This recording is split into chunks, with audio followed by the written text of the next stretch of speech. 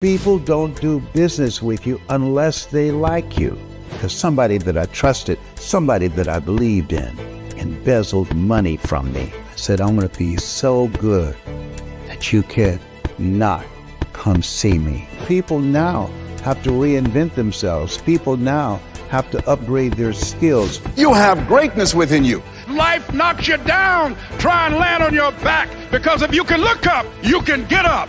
It's not over until I win. I believe entrepreneurship can and does have the power to change the world. Yes. It raised me up, and I know how powerful it can be when you're solving problems for others, adding value to others. I'm just in love with the idea and the concept. So what I would like to hear is your chapters of life and what you were doing in the business sense in those times. When I came into this space, before this, I was involved in door-to-door sales. Of course. Selling used television sets. Oh, wow. How did that work? Did you have to carry a TV? Or? Yes, you did. After you knocked on the door, hello, would you like to have a nice working television set? No money down? No. So you learn to know your vitamin. Now, one of the things that entrepreneurs must be able to do is have mental resilience. Yes. Being able to handle the rejections, the no's, the doors slammed in your face. I remember it was like 10:30 at night, and Sam Axelrod, this guy I was working for, he says, come on, Les, there's nobody buying here. I said, listen, Sam, I said, I'm going to sell something tonight. It's 10:30 at night. I said, I don't care. Yeah. I have a quota that I want for myself. And so I never forget, knock on the door. Hello? Yes? Would you like to buy a nice working television set? No money down? Are you serious? It's 10:30 at night. I know it's 10:30 at night. And I'm going to sell somebody a good working television set. And it might as well be you. The guy said, wait just a minute. I want to see who in the hell is this? Opened the door, and he invited me in, and we talked, and he said, there was something in my voice that he said, I want to do this. I want to buy this television set from him. And so when we look at what we do as entrepreneurs, one of the things that's most important is that I believe that people don't buy from you. They buy into you. When I saw you, I knew that you were skillful in terms of the services that you provide for your clients, but that was not important to me. I always look at the person. I listen not just with my ears, but with my heart. And I said, this guy is a real deal. I just like this guy. And so this is a place, when you look at the distracting economy that we're in, it's very noisy, that people are asking three questions. Who are you? What do you have? And can I trust you? That is major today. And we're going through a major crisis. Character is very important at this point in time. The character of America, the willingness to have a vision that's greater than ourselves and how we show up in life. I love that. I'm a high school wrestling coach, and so I get the opportunity to spend a lot of time with young men and women. They're 14, 15, 16. One of the most common questions is like, what should I do with my life? Most of the time, if I know them, I'm telling them, go get a sales job. If it can be 100% commission, yes, go do it. And what do you think? I think that is very important, because your ability to present yourself, your ability to sell your ideas, your products, your skills, your knowledge is very important. We're in a period that the late Peter Drucker calls the era of the 3 C's: accelerated change, overwhelming complexity, and tremendous competition. So we take in consideration that artificial intelligence is replacing over 300 million jobs. So that's a crisis, but also every crisis is pregnant with new possibilities. Opportunity. Absolutely. So now we have to be more creative. We have gone to this place, and some people don't like it, but Marion White said in life, when you don't have enough courage and insight to know that you've outgrown a situation and it's time to move on, life will move on us. And I believe that life is moving in on us and said, look, you were created by the Creator to create. And this is what entrepreneurs do. And this is a very serious time for us that will develop and challenge us to become the greatest people, the greatest version of ourselves by virtue of willing to take a chance on ourselves. And that's what entrepreneurs do. Entrepreneurs are risk takers. Yeah. Follow-up question. I run a sales organization. Yes. And every time, we have a particular salesperson that's not doing well, we'll see his close ratio, his conversation ratio. And I walk in, I'm like, hey, what's going on? Are you okay? Is why are we not closing? What's going on? What's your advice to that guy that isn't closing? Because this happens to all of us. We have ebbs and flows in our business as a salesperson. I have a training called Focus on the Seller. That many times people look at their closing ability, but I look at the person because we are taking hits in our personal lives as well as our professional performance, that life be lifing. So what I encourage salespeople to do and what allowed me to become successful in that area, I always took time for me, to focus on me, listening to motivational messages on a regular basis. I'm 79. I still do it. When I get up in the morning, I spend the first 2 to 3 hours reading at least a minimum of 30 or 40 pages a day. And I listen to motivational recordings on a regular basis, almost said tapes. I was going to say. That's back in the day, Yeah. But I do that because we're taking a lot of hits. Yeah. And you can't give from an empty wagon. So you've got to set aside time to not only work on yourself, but you have to surround yourself with people that are doing more than what you're doing. They did the study, and if you're a top performer and I'm next to you or in that vicinity of you and I'm a mediocre performer, then your presence will increase my performance because proximity is power. And you help to inspire me to see what's possible. So I was working with a team that we had in Detroit. And if I had someone that wasn't doing well, I would change where they were and put them next to somebody that's knocking it out of the park. So that they their office. Absolutely. So they can see the possibility. Love it. Okay. So first chapter of life for you was selling TVs. Selling TVs door to door. What happened next? I could have become a Jehovah's Witness.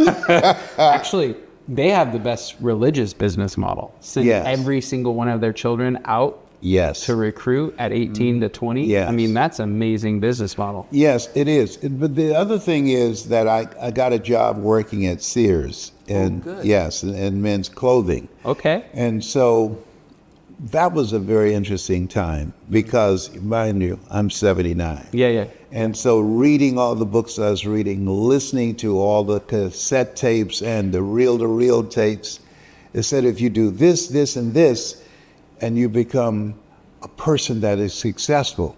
And so in Sears, I became the top salesperson. I was excited and I couldn't wait to have Mr. Simpson say, Les Brown, you're now going to be the manager of the men's department. And he came to me and said, Les Brown, we can't give you that position. I said, excuse me, sir. Do not use the word give me. The rule is if you're the top performer, that you will be appointed to that position. Yeah. I said, no, we need you to be a team player. And I got a guy I want to be trained by you, and he'll become the manager, be a team player. Because if you are appointed manager, it's going to lower morale. I said, you've got to be kidding me. He said, yes. He said, I don't make the rules here. I said, well, you're looking at an entrepreneur. Yeah. If you think I lowered the morale now because I refuse to be passed over because of my paint job, I said, I'm out of here. If I can sell for you, I can sell for myself. Wow. And that's how I got into door-to-door sales. I did that first, Sears, and then door-to-door sales. Guy named Sam Axelrod. And he gave me an appreciation for quotes. He said, every day, always strive to get on top in life because it's the bottom that's overcrowded. Les Brown, This is a usable world, and if you don't use it in the right way, it'll be a cruel world. So every day was like 8 of us in this station wagon, but I was the only one that just took those quotes in, and I loved them, and I'm very thankful because that conditioned me to memorize those quotes, and they helped me to get to where I am in terms of reprogramming my mind and being in a culture that's stacked against you and that you had to find a way to win. Yeah. What got you started down the self-improvement, the motivational speaking, like having that stuff enter your Sam psyche? used to take me to events, and he loved Zig Ziglar. Yeah. Yeah, if you give enough people what they want, they'll give you what you want.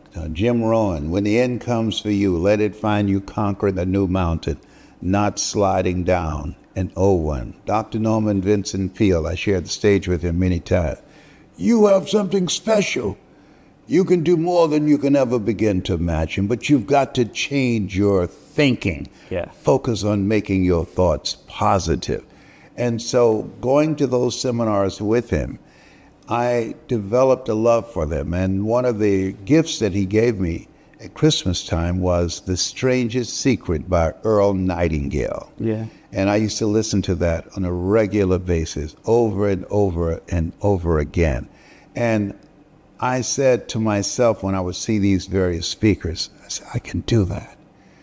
And then on the way to my car, my mind became activated. My heart said, I can do that. Yeah. But my mind said, because we've been programmed to be practical and logical and realistic, come on, Les, you don't have a college education. Yeah. You never worked for a major corporation. You were born in an abandoned building on a floor. You don't even know your parents' name. You were labeled educable, mentally retarded, and put back from the 5th grade to the 4th grade and failed again in the 8th grade. Studies indicate when we see something that we want to do that's beyond our current reality, 87% of our self-talk says, you can't do that. So what self-development did for me is to focus on how to begin to understand if there's an argument between your mind and your heart, follow your heart. And because there are things that we know in our heart, the mind believes, but the heart knows. And I was at this event, Bob Proctor event. And a guy said, there's somebody here who should be up here speaking, holding this microphone. I don't know who you are, but you've built a strong case within yourself that you can't do it, that you don't have enough education. I want you to know whoever you are enough. And then he went on and started speaking again, and he stopped. He said, look, this is in my spirit. I'm going to say this, and I'm through with it. I do this because I love making money. It's adventurous. It's business. But you, whoever you are, it's a calling on your life.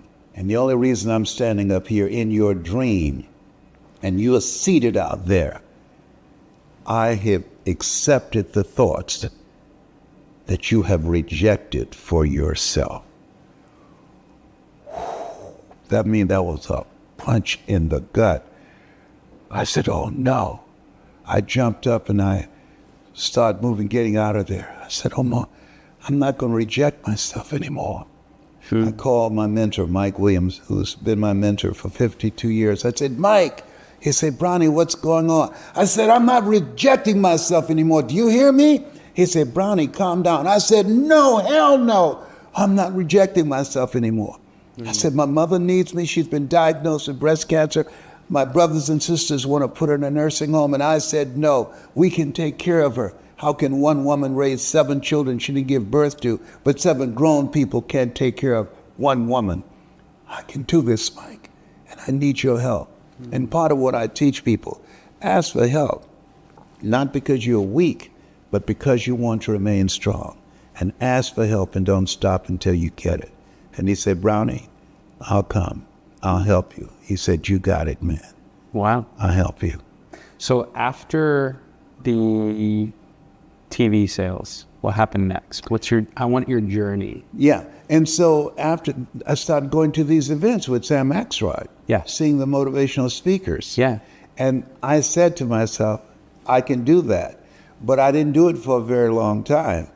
I continued to do the door-to-door sales. And then when I left Sears, I left Sears first and did door-to-door sales. Then I wanted to get into this space. And so I started working with a guy named Bob Boyd, who he was involved in Amway. Yeah. And I used to go to all the meetings. He was very polished and very articulate, a graduate of Ohio State University. And I assisted him. I would sell the cassette tapes at the back of the room after he spoke. And I just said, boy, I would love to be like him one day. And I came to an event, and he came in and he said, I don't think I can do it tonight. I said, what do you mean? What's going on? What do you need me to do to help you? He said, I don't know if I'm coming down with the flu. I don't know. But I need you to help me. And at this time, I'd been speaking on a volunteer basis to kids in daycare and elementary schools because I knew that they didn't know enough to know whether or not I knew what I was talking about. You were practicing. I'm practicing, yeah. That's right. A calling is something you love so much that you do it for nothing, but right. you do it so well that people will pay you to do it. And so I said, what you want me to say to him? He said, you've heard my speech many times. Just go up. Just do what you hear in your heart. I said, okay, man. You think I can do it? And he said, yes. And one of the things I say to people, sometimes you need to have somebody's belief in you until your belief kicks in. And when I spoke and I saw his face, it's like, damn, you pretty good. And so we started sharing the stage together in 1-2 punch. And so that's how I began to gradually go into this space. But I continued to speak anywhere that I could on a volunteer basis to grow into it. What transformed you from Les Brown working for Amway to Les Brown, the motivational speaker? Like, what was that transition point? And why? Because people started paying me. How much do you charge? How much have you allocated? We only have $2,000. I didn't speak right away because I would have spoken in unknown tongues. Yeah. I say, okay. And so that's how. Because if you impact drives requests, if you make a difference in people, I called you because you impacted me. I didn't know you. Yeah. But when you spoke and I'm looking at your eyes, I'm listening to your voice, and you're sharing an idea and concept of how you can provide virtual assistance for people and so allow you to do what you do best and have people that can take the stuff off your plate and be able to allow you to grow your business. And how you were all in on it. I just said, I like this dude. People don't do business with you unless they like you. Who are you? What do you have? Can I trust you? And so I felt you in my heart. And I said, I got to call you. And then I talked to one of the operators. I said, I want to talk to the dude that did the commercial. I gave him a fit. That's so funny. Yeah. Yeah, they're like, I don't know. Who are you again? Yes. But when you called in, my whole team was like, I got a message, I got an email, somebody called my cell phone, and somebody was texting me. And it was like, okay. Well, the reason that when I think about you, I've been around this I'm 79. I've been on stage with Dr. Norman Vincent Peale, with Zig Ziglar, Jim Rohn. And there's a vacuum now that where many people are focused on speaking to sell. Yeah. And so I saw you speaking to help people to maximize the impact of what they want to do by taking things off the plate that they shouldn't be focused on. Og Mandino, who's a very good friend of mine, wrote the greatest salesman in the world. He said in the book, The University of Success, most people fail in life because they become distracted by secondary activity. And what you were saying, hey, you don't need to be focused on secondary activity.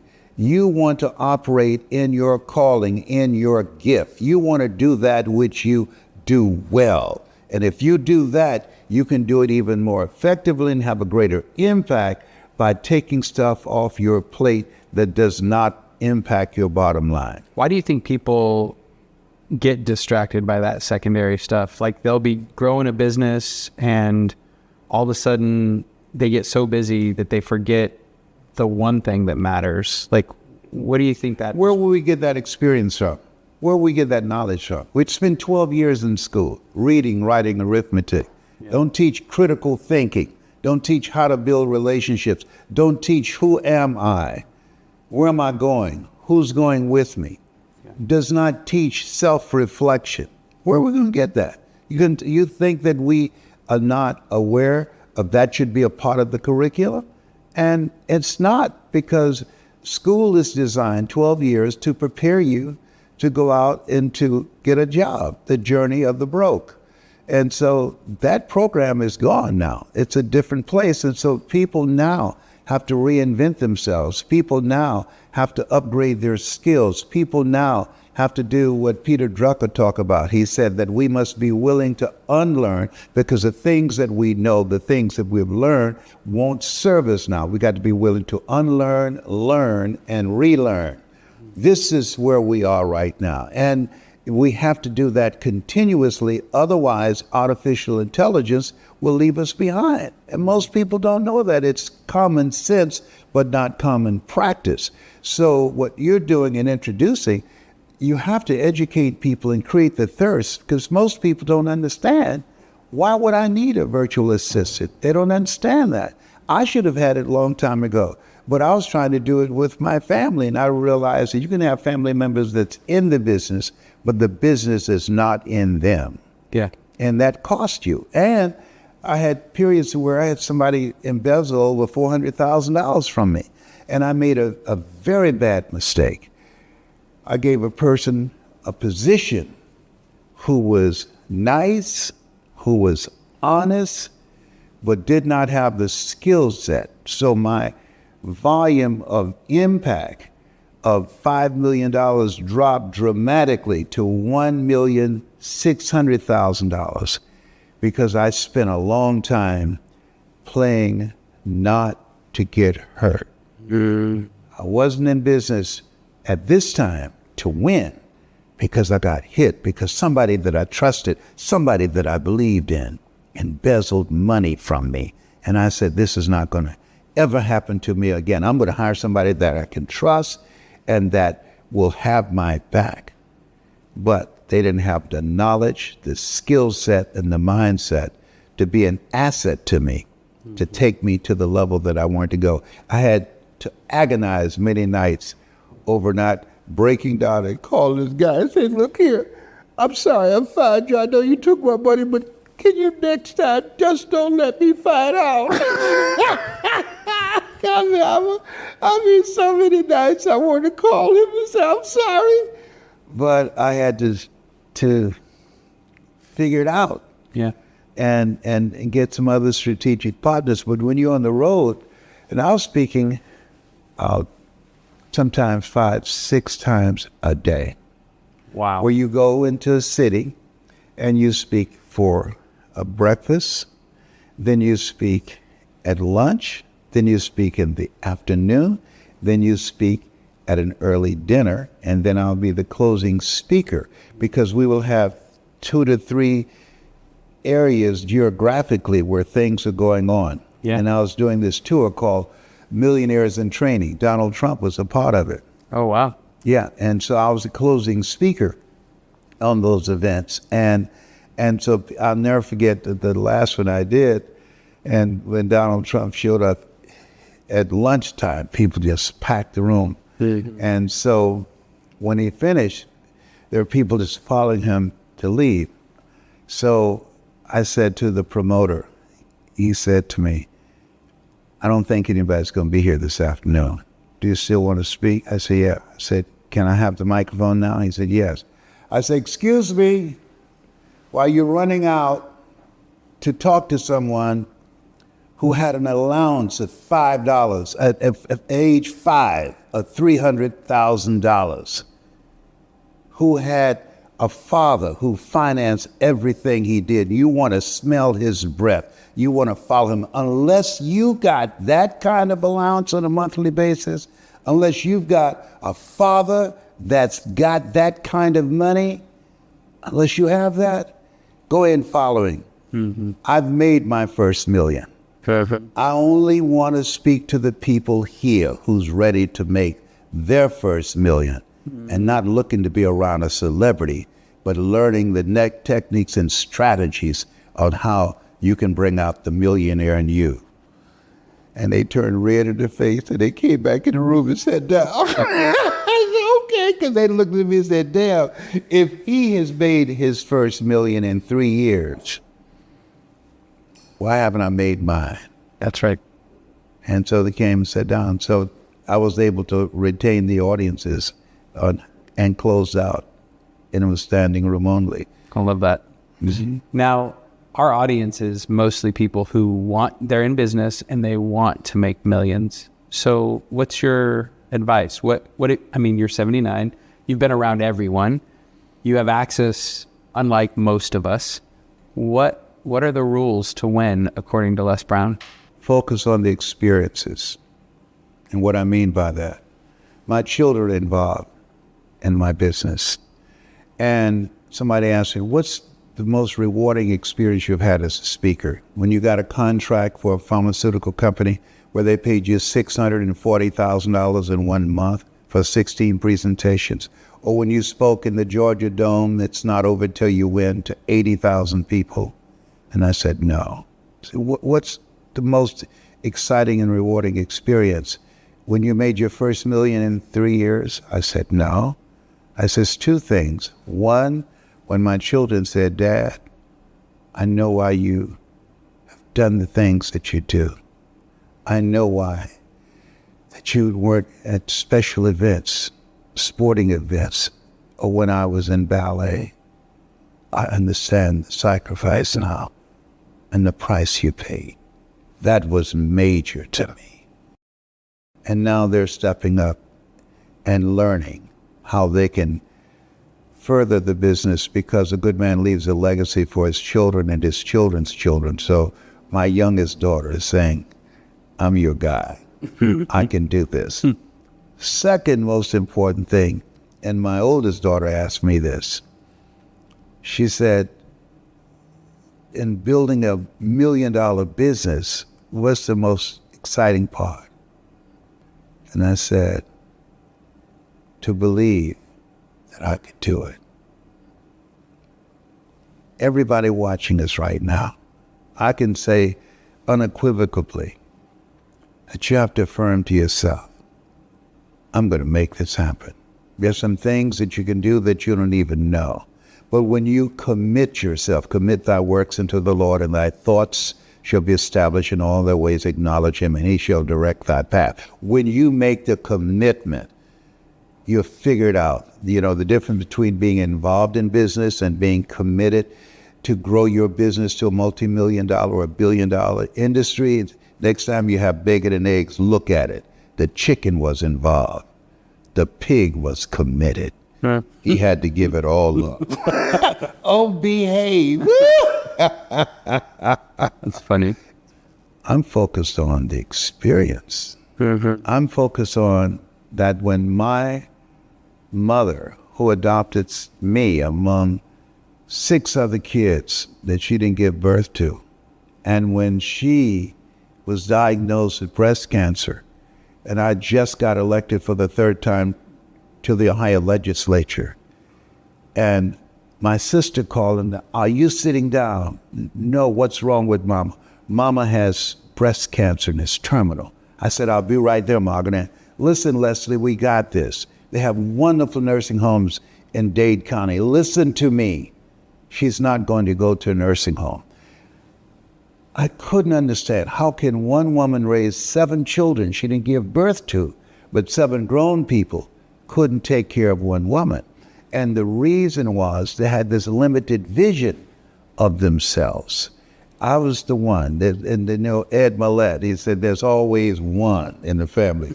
I was the one. If nobody in your family have ever earned $1 million, decide that you're going to be the one. Okay. Yeah. And I resigned, went back to Miami, and took care of my mother until she left here at 89. But to be there with her, to hold her hand as she took her last breath, and said to all my brothers and sisters, come, I can take care of you until she leaves here. She took care of 7. 7 will be here when she takes her last breath. So to me, the experience that we can create, it says not the number of breaths we take, but the number of experiences that take our breath away, the experiences that we create with our children, with our brothers and our sisters. Those are the things that's most important. I have a Mickey Mouse watch, and I'll even have it on today because I love Mickey Mouse. M-I-C, see you real soon, K-U-I-Y, because we like you, M-O-U-S-E. All the stuff that a lot of people are fascinated with, man, let me tell you something. If you have millions of dollars and you don't have peace of mind, it doesn't mean anything. Yeah. And I've seen it. I've been around people who had it, but they did not have peace. They did not have harmony in terms of their alignment with their sense of spirituality and their family and their children and things that gave their lives a sense of meaning. One of my favorite books is Viktor Frankl's Man's Search for Meaning. And he talked about the Jews that were able to rise above the inexpressible cruelties of Nazism. He said the Jews that survived and didn't lose their minds, either they had a family member that they were determined to see, or some cause that was bigger than them that they were committed to represent, or a sense of spirituality that gave them the mental capacity and the perseverance and the courage to handle it. And life is very disruptive right now. We're going through a major disruption, but all disruptions are pregnant with new possibilities and opportunities, as you said. And the only way you can navigate that is to be able to live your life from the inside out. I've seen people that they have the planes, they have all the trappings, the big mansions, and I saw a guy, and you and I both know him, I will not call his name. And he said, I got this money. And his significant other was in the audience and took money out of his pocket and threw it on the floor. He said, come up and get it. And I'm looking, and she came up and got down on her knees and picked it up. I said to him, I never want to speak for you ever again. That's horrible what you just did. And money doesn't make you. Money reveals who you are. So you've spent your life training people to be speakers and to tell their story. What are the steps? What are the things that if somebody... You have to find something that resonates with you. When I looked into this industry, everybody that's involved in business who are watching right now, let's say your goal is to have a multi-billion-dollar business or make tremendous impact in terms of growing your revenue to millions of dollars. You have to ask yourself the question, what is it about me that will allow me to do that? Because you don't get in life what you want, you get in life what you are. I'm reminded of this woman who became a dominant factor in the industry where she was that was controlled by men, and they asked her, how did you get here? And she said something I never forgot. She said, it's not our intention to please our customers or to satisfy our customers. Our intention is to amaze them. And so when we focus on how we can amaze our customers, I spoke for Brian Buffini, and he has a theme. Oh, by the way, we're never too busy for referrals. Yes. And I took his staff in, and I talked to the top performers, and I collected stories from them. And so when I went on stage, and I said, John, you remember when we talked about when you came to the company? Nancy, you remember the story that you shared with me, how you're able to get your numbers up? And then at the end of my presentation, because first of all, I called 15 different people, and they were like, he called my name, and talked about the story that complimented and brought the point home. You never make a point without a story. You never tell a story without a point. To focus it on their mission statement, and I recited it on stage. At the end of it, when I got a standing ovation, I said, excuse me, settle down for just a moment. By the way, I'm never too busy for referrals. Brian Buffini said, oh my God. He said, listen, and this is on camera. He said, whatever number of engagements you have for the rest of the year, I want them. I'll pay for them. Wow. Yes, I've never seen one do that before. And so putting in the work, not to come in and just regurgitate something that's in your head, that people can Google information. They don't need us for information. But creating experiences for your internal customers. Yeah. Because the people that's handling your external customers, you do a good job on that. Your growth is inevitable. And so when we look at where we are right now, having attention to the big vision and the detail, the small things, the termites in a business. You drive by a house, you can't see termites, but not attended to, it can destroy the foundation of that business. And so taking care of the internal customers, what's going on with you, having each other's back, letting the people know that you're part of my vision and I want to be a part of your vision. What is it that I can help you with at this point in time? That caring factor that Maya Angelou talked about along with Zig. People don't care how much you know until they can know how much you care. And this is a time where the Surgeon General is saying that loneliness is the number one cause of death right now, that we have to now create communities of collaborative, achievement-driven, supportive relationships in the work environment so people are not just showing up and absent in terms of the presence of their mind, but showing up and being engaged and committed to taking their performance to the next level and enhancing each other. Community. Yes. What are the mistakes that you see new business owners and people who tell their story on stage? What are the mistakes that you're like, look, that's Junior Woodchuck stuff. Don't do that again. When people feel that their story is important to people, nobody cares. It's not nobody go, you got a story, or life has done you wrong, poor little thing. Nobody gives a damn. 85% of people don't care, and 15% glad it's you and not them. Yeah. The key is to deliver a story so that the people in the audience, they see themselves in the story. You strategically engage them in the process. I was talking to a lady the other day, and she started telling me about what she does. And wait a minute. I said, people listen to people. They're first of all asking, who are you? I said, I want you to share something about you before you get into your story so that they would want to care. And so she started telling me what the quality of what she delivers with the clients that she's working with. I said, pump your brakes right now. Tell me about you. Tell me about something that happened to you. And when it happened to you, that life stood still. When it happened to you, that it was a moment of this, before this, and there's after this, and nothing will ever be the same again. What happened to you? And she got still. My uncle raped me and told me not to tell. I swallowed my voice.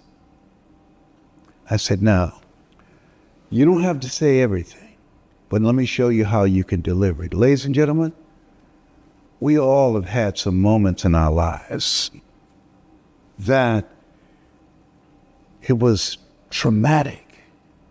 There was a moment in my life I swallowed my voice, and I did not know how I was going to get through it. And after that, when I left home, I realized that that experience I had, it followed me. There's a movie called Magnolia. Said we might be through with our past, but our past is not through with us. And that person that my husband married was damaged goods. And I turned to drugs and alcohol. But there was a place in myself that says, this is not me. I want you to think about your life, and as you look at and reflect on your life, I want you to take a stand, as I did with my life, and say, this will not break me, this will refine me. It's a level of defiance and level of fight that you must have in life. That life is a fight for territory, and once you stop fighting for what you want, what you don't want will automatically take over. And so rather than feeling sorry for myself and surrendering to depression, ladies and gentlemen, I became a warrior as opposed to one who worries. And she started crying. She said, "You're making me cry in my own story." I said, "But can you work with that?" I said, "Yes, you don't need to get all the details because they won't be able to move forward with you. But you can allude to it so that people say, if you say, how many of you have ever gone through some stuff?" Because now you're taking them out of their history into their imagination. And they're going to think about the stuff they went through. And so here's what I realized. I had a choice. Every day we're given a chance and a choice. There was a time I was struggling, but then I made a choice that I've got 3 children who didn't ask to be in this world. I have a choice to strengthen myself, to pray, to meditate, to read, to develop myself so that I can be independent. And I'm not surrendering to drugs, but I'm going to surrender to the greatness that I have within myself, the potential to be a mother that my children can be proud of. And so when you work with people like that, as opposed to them just coming and telling their story, it's a different kind of experience. Changes you. What other mistakes do you see? It is talking down to people, making blanket statements. You've got to stop being indecisive. You got to stop being around negative people. You got to stop talking to yourself negatively. As opposed to, there are periods in my life I didn't believe in myself. And I had to say, Les Brown, this is not you. Les Brown, things are not going to change for you until you change.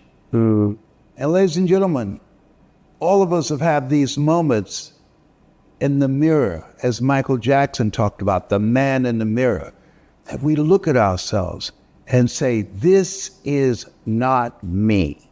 And so as you look at yourself, look at your goals and dreams, I want you to hold a vision of that dream, see it already done. And let us say together, it's possible, it's possible. Shake someone's hand on your right and left and say, it's possible. Now you've got them physically engaged in the presentation. They're affirming someone to their right and to their left, and they're being validated. Now you've created a committed listening. Now I'm going to share with you, not only is that dream that you're holding in your mind possible, but it's necessary that you write it down. It's necessary that you ask yourself the question, who should I count on? And who should I count out? Everybody can't go with you. There's some people that you love that you want to bring with you, and they'll pull you down before you can pull them up. Blink your eyes if you know what I'm talking about. It's amazing. What's interesting is your stuff works, and I didn't quite understand it. I'm in the car a couple days ago. We'd just gotten done with swim with my daughters, and we put one of your greatest hit videos on YouTube in the car because we're going to either listen to Taylor Swift or Les Brown. That's the option.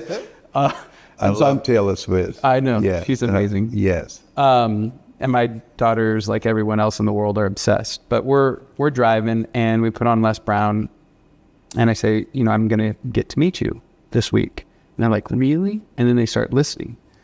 And as we're leaving the van, the minivan, I turned to my middle daughter and I said, June, you have greatness in you. None.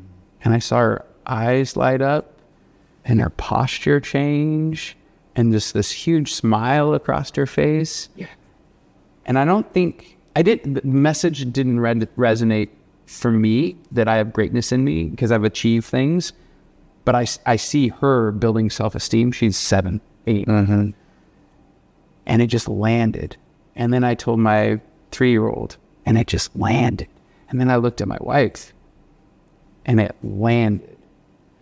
How do you make a message like that signature message just that lands with everybody? How do you craft that? My name is Daniel. Ladies and gentlemen, I wanted you to think about your life right now. And I want to ask you a question. What are you looking at? My name, Daniel. That they said when Daniel was in the lion's den, he didn't look at the lions. All of us, at times in our lives, there's something looking at us, that's stalking us, that's trying to consume us. The distractions of life, negative, toxic relationships, behaviors and choices that does not represent us and does not allow us to bring the next greatest version of ourselves into play. I'm saying to you, as you look at your life, look at your goals and dreams, what you focus on, you will become. What are you looking at? You got greatness in you. You have the ability to do more than you can ever begin to imagine. I know you've gone through some stuff. I have too. But at the end of the day, we've been given authority and dominion over everything on the face of the earth. We have the ability to choose. Choose ye this day whom ye shall serve. And as we look at ourselves and look at our goals, let's not get caught up in the distractions of life because you can get stuck looking back. But focus on where you're going. That focus gives you energy and creates momentum to manifest what you see. I'll give you all your eyes can see. What do you see? Abraham Lincoln said, my future is bright. And they asked him, how do you know that? He said, because I'm going to create it. You have the ability to do that too. It's the Daniel principle. Discipline, determination, and drive. So, don't come for me. I didn't call an Uber. It's amazing. It's an art for you. I don't know. I mean, what does that mean? Well, there's different styles in people. There's the director, there's the scientist, there's the soldier who just gets a lot done. Then there's there's the artist. Joseph Campbell, Long Dark Journey of the Soul, that when we are in pursuit of something, that's our goals and dreams, and we put in the work, eventually it will reveal its gifts to you. Yeah. We all have it within us. I just met 2 brothers I didn't know that I had. And they said to me, you're just like our mother. And you were never around her. We don't speak like you, but our mother spoke. Just like you. Yes. So it's biology. No, it's effort. You have to put, I spent a day with Maya Angelou, who was just a great communicator. She said, it aggravates me when people say I'm a gifted speaker. She said, show me a gifted surgeon. Show me what? A gifted heart surgeon. They put in the work. All of us are made in the likeness and image of God. It doesn't get any better than that. And when you put in the time and the effort and the work to do something special that will impact people's lives, that's a recipe for success.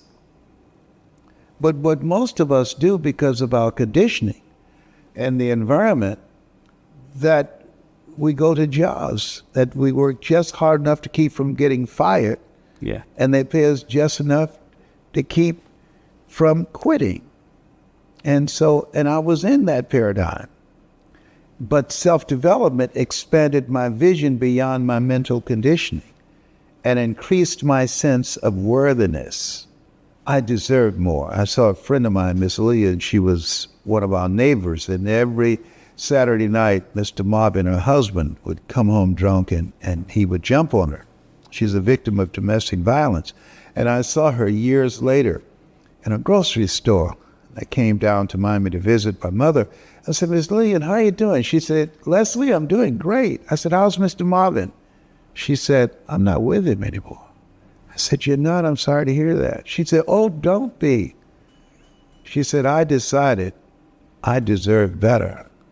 That's when people change. When they say, I've had it. I deserve better than this.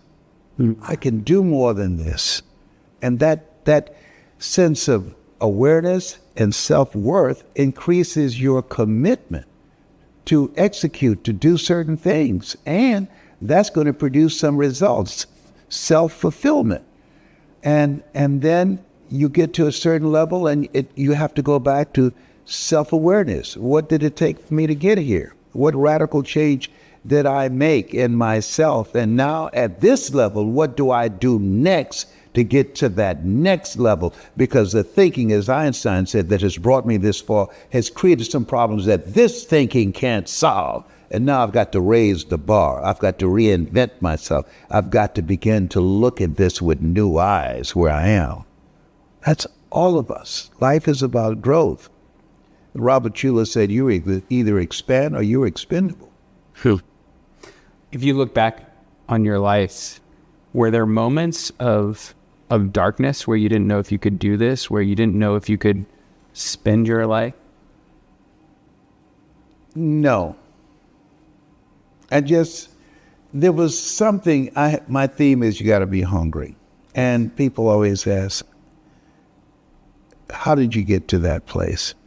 One of the things that Nietzsche said, if you have a why for living, you can endure almost anyhow. That's right. I was downtown with my mother. I was 5 years old. And the neighbors would watch my brothers and sisters, but they said, Mamie, you got to take Leslie with you. And she said, why won't you keep him too? He's a little touched to the head. So Mama had to take me with her downtown because the neighbors, Miss Winnie and Miss Catherine, they don't want to watch me. Yeah. So I'm downtown. It's like 85 degrees in Miami, hot. Yeah. I see a water fountain. 5 years old. I run. I go up on the stand. And I start drinking at this water fountain. And all of a sudden, I hear my mother say, get down from there, grab me at the back of my neck and threw me on the ground and start beating me, punching me in my face. She's never done this. I'm saying, Mama, it's me, this crazed look in her eyes. It's me, Mama, it's me. And then this white policeman came. He said, okay, you can stop beating that little nigger boy now. Now. He'll never do that again, as he's hidden his nightstick in his hand and walked away laughing. And my mother, she's crying, saying, Leslie, I'm so sorry. I didn't want to beat you like that. But I saw that policeman, his face was red, he's coming with a nightstick. And I had to do something to strike him because if he had hit you with that nightstick, he would have had to kill me. And here I am, hickeys on my face, my eyes swollen. And I realized I was in a different world. The sign said for colors only. I was 5 years old. Yeah. I didn't know what that meant.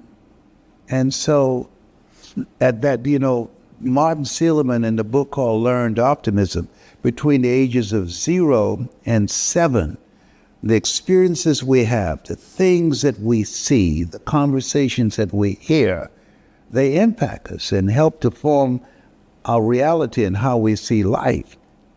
And I knew at that time, everything started clicking when Miss Harris said, Mamie, go in the room and look for that red hat that I have. I want to wear it tomorrow. And my mother started clapping her hands. And I asked Miss Harris, why is Mama clapping her hands? Because when I have coloreds working for me and I ask them to do something and they go in another room, I can't see them. I make them clap their hands to make sure they're not stealing. Jeez. And I looked her in the eyes, and this time black people were not allowed to look white people in the eyes. I was defiant. I said, my mother is not a thief. She wouldn't steal from you or anybody. She's a Christian. And she was shocked. And she just walked away. And when we got off work that day, and we were on the bus going back across the Venetian Causeway to Liberty City, I was looking out the window crying, and Mama asked, why are you crying? I said, because I want to be a man. Leslie, you're 10 years old, you'll be a man soon enough. I said, no, ma'am, I want to be a man now, Mama. She said, why? I said, because if I was a man now, I could buy groceries for us, and we would not have to wait for the people that you cook for to eat and see what's left over for them to give us food that you could pack up and bring to us. I'll be able to buy groceries for us. If I was a man, I'll buy you a big, beautiful home like the homes we clean. And if I was a man, nobody will never make you clap your hands because they think that you're stealing. She said, Miss Harris told you that. I said, yes, ma'am. And I said, if I was a man, you only cook for me.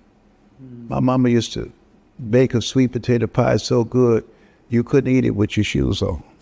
You had to kick your shoes off so you could wiggle your toes. So those are defining moments in my life that created a hunger to be able to give my mother a different kind of environment, but live a different kind of life that was told by the culture that I was in, that's off limits to you. You're not worthy of that. And so to be able to have a vision, and listening to Earl Nightingale, all of us are self-made, but only the successful will admit it. Winston Churchill, the truth is incontrovertible. Malice may attack it, ignorance may deride it, but at the end, there it is. These different speakers always strive to be more than that which you are, if you wish to obtain that which you are not. For wherever thy pleases thee, there thy abideth. Those words help me to begin to expand my vision of myself and to live out of my imagination as opposed to my environment. And that kept me going. So I never entertained as a possibility that I was not going to get there, because I was already there in my mind. Yep. I was told all accomplishments happen twice, first in the mind and then in the without. And so what the mantra of Og Mandino, I will persist until I succeed, that's what I focus on. I experience and I act as if I was already there. And so that joy, that celebration, call forth those things that be not as though they were. That I remember being with an organization and called Get Motivated, and all the speakers they put on before me, they had 90 minutes. And I was the first African American to be on there, and they gave me 15 minutes. And I asked, Peter, why you give me 15 minutes in order to be on the stage? I said, people said, we want to hear this guy, Les Brown. You bring me here and you give me 15 minutes? He said, that's a lot of time. I said, but my ability to stay on this platform, I've got to be able to sell as much money, products, and generate as much money as them. Yes. Are you making an excuse just because it's 15 minutes? I said, no. I said, no. So I had 5 minutes to introduce myself. I had 5 minutes to give my speech, and I had 5 minutes to close.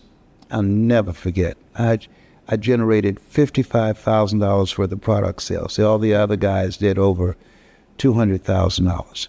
But that was the best thing he could have done to me. Yeah. Because I came in there as a speaker. But because of what I went through And the other speakers, they held their heads down. Zig was there, Brian Tracy, all of them. As I talked to Peter and I walked out, there's a fierceness in me. I said, I'm going to be so good that you can not come see me. At some point, you're going to call me to headline this. I started reading 2 to 3 books a month, digesting stuff every day, speaking everywhere in prisons, juvenile detention centers, hospitals, everywhere. Even if I did not have a paid speaking engagement, I would go for a walk in a shopping mall in Detroit, and I practiced TTP, talk to people. Hi, my name is Les Brown. I'm so glad to meet you.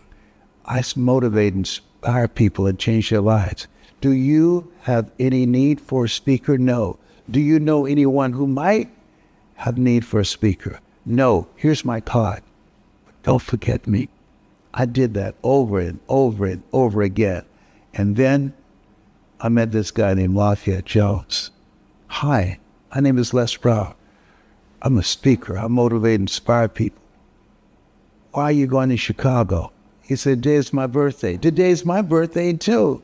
And we started talking. He said, what do you say you do? I said, I'm a speaker. Do you know anyone who would have the need for a speaker? He said, oh my God, I work for Robert Johnson. The speaker that we had scheduled canceled. He said, are you good? I said, yes, people say that I am. What do you charge? I said, how much have you allocated? He said, $5,000. I'd never got paid that money. That amount of money for $5,000 for 1 hour? I said, yes. I spoke, and it was a turning point. Mr. Johnson, he ran up to the podium after I finished. Who are you? My name is Les Brown. I'm Mrs. Mamie Brown's baby boy. I love your speaking style. Sir, do you know anybody else that can use me? Yes. Who? Robert Schuller. I gave him $1 million for his ministry. I'm going to call him and tell him to bring you on his show. Robert Schuller called me. Hello? This is Robert Schuller. No, it's not. Yes, Robert Johnson told me to call you, to book you on my show, to interview you. I said, hold it just a minute. I dropped the telephone. I was running to the restroom. I said, I'm going to the restroom, but it's number 1. It's not number 2. You had to go to the bathroom. I had to pee. I was so excited. I had to pee. I said, I can't. I said, wait a minute. So I came back. I said, okay. And he scheduled me. I did that interview, and my phone lit up. And that was the beginning. Yes. Huh. And then from there, Dexter Yeager had me to speak in the Georgia Dome for 80,000 people. Wow. And it just go from there. So you don't just land here where I am or where you are. You have these support mechanisms around Yes. you. You know, this morning I was at yoga, for instance. It clears my mind. It gets me Yes. focused. And I work with a woman who's a spirit coach, and she's constantly telling me, you've got to get out of your brain, get into your heart. She's constantly, well, what would your heart say? What would your heart say? Right. How do you help people like me move to the heart and communicate from there? Because I'm so wrapped here. I want to ask you this question. What's most important to you right now? My family. No, you don't have to analyze that. You don't have to think about that. That's in your heart. Ladies and gentlemen, you know, I want you to think about your life right now. A lot of people are concerned about many things in this thing called life. And let me share something with you. And you didn't ask me. My family is everything to me. And as a result of that, it has caused me to look at myself and ask myself the question, when I look at the things that I'm inspiring my children to do and what's possible for them, I'm constantly looking at Daniel and saying, what is it Daniel needs to do to improve myself, to grow mentally and emotionally and spiritually and financially, to make a greater impact with my life? And one is that focus, that there's so much noise, so many distractions. But the people that are going to make the impact, the men and women who will build families with a mindset of legacy, have a focus, a mission to achieve some things, to transform themselves, to accomplish themselves, to get them outside of their comfort zone, because in order for a man to gain his life, he must lose his life. And I'm constantly letting go parts of myself, that this vision, this focus I have right now won't permit it. I'm focused on how I can not just drive my business, grow my revenue, make a greater impact for my customers, but my relationship with my wife. I'm asking that we be transparent and ask the question, what can I do better as a father? What is it about me as a husband that you wish that I would work on? We all have short areas in our lives that need some work. And relationships require maintenance.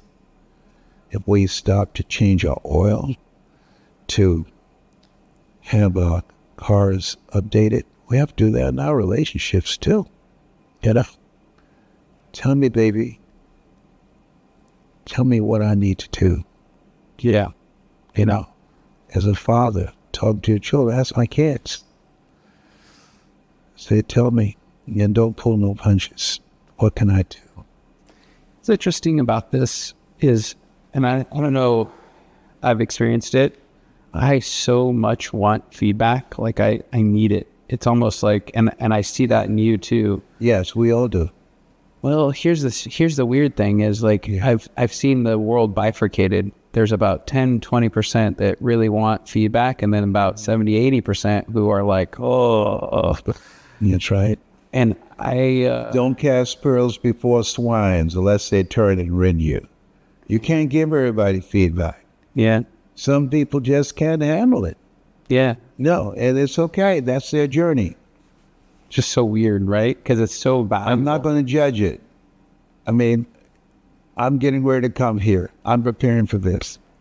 My brother's going downstairs to eat and look at television. That used to bother me. That's none of my business. My mother had a sign on her mirror, no matter where we moved, and we moved a lot. Oh, Lord, help me keep my long nose out of other people's business. Mm-hmm. And there's stuff that used to stress me out. No. You just let it go. It's none of my business. I've got to do that which I'm called to do. I'm on a mission. I have so much time here. And I feel I'm in overtime. Yeah. That when they said to me at Cancer Centers of America, the cancer that you've been dealing with, Mr. Brown, we're going to give you an award, a 39-year perseverance award of 4-stage cancer. Yeah. This is amazing. I was interviewed by the CEO of Cancer Centers of America. And one of the people who nominated me said, what do you attribute this to? I said, focus on living each day as if it were my last. And I heard Frank Sinatra say that to a young man. We're in Vegas, Gladys and I. And he said to this guy, live each day as if it were your last, because one day it will be. And so I'm focused to do all the good that I can today. This is special to me. This energizes me. What's your legacy that you want to leave behind? I know you're working on some stuff right now. I aspire to inspire until I expire. Try, man. Yeah, I aspire to inspire until I expire. That's what I want to do. That's it. And inspire who and how and the why. Planet. We're in a place right now. We were chosen, you and I, out of 400 million sperm. We were selected. There's something in you, there's something in me, there's something in Sam, something in David. We were selected for this time. Who will go for us? I got some bad dudes. Sam, David, Daniel. Wasn't he in the lion den? Yeah, but he kicked the lions behind. Oh, okay. Les, yeah, Kimber, Lauren, yeah, Jerry. And we're going to send them down there. Yeah. They got this. We're on assignment. We've been deployed. To go do something. Yes. You are so it's so clear that you're on a mission and you know exactly what you're trying to accomplish. How do you get somebody who doesn't know? And I'm going to give you an example. I'm working with somebody, she works for Oracle, big corporate company, doesn't love her job, wants to help impact children, but doesn't have a plan and doesn't have a mission. And how do you help somebody? It's not that she doesn't have a plan, she doesn't have a reason. What kept me going? I ask you, what's important to you? Your family. Even if you went through a major downswing with your family, with your business, because of your vision of yourself and the compelling hunger in you to provide for your family, Yeah. you'll snatch victory from the jaws of defeat. She doesn't have a reason. You got to find out what the reason is, because you're going to have setbacks, you're going to have challenges, but your reasons will give you the comeback power. Your reasons will empower you. I had so many things happen to me, but I was so oblivious because giving up was not an option. I have a mother that was depending on me, that I said, Mama, I promise you, you will not go to a nursing home. I promise you, I'll take care of everything. You don't have to do that, Leslie. I know, Mama, but I'm going to take care of you. So she needs a reason. You got to talk to her and find out what's most important to you, and talk from that place. Nietzsche said, if you know the why for living, you can endure almost anyhow. She doesn't have a reason that's big enough for her to say, I'm going to do this. I think on that one, this has been amazing. And thank you so much for just letting me come out here and hang out with you for a couple of days. It's been a while. I thank you for Sam and David. I'm thinking about, I'm getting me a big net. I'm going to kidnap them. Well, we've already talked